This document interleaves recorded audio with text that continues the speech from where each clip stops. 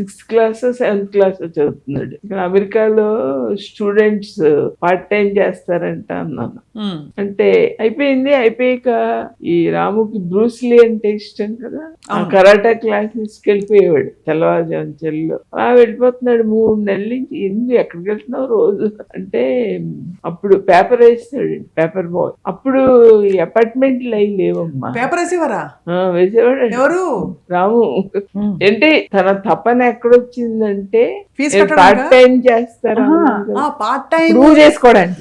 ఇప్పుడు అర్థమైంది. ప్రూవ్ చేసుకోవడానికి పార్ట్ టైం అమెరికాలో ఇలా చేస్తారు అనగానే ఆయన పేపర్ వేసేవారా అని చెప్పాడు. ఎక్కడికి వెళ్తున్నావు నువ్వు, నాకు అర్థం అవడం లేదన్న. చలికాలం సెటరేజ్ తీసుకుని సైకిల్ మీద వెళ్తే, మరి అప్పుడు అపార్ట్మెంట్స్ లేవు 50 years బ్యాక్.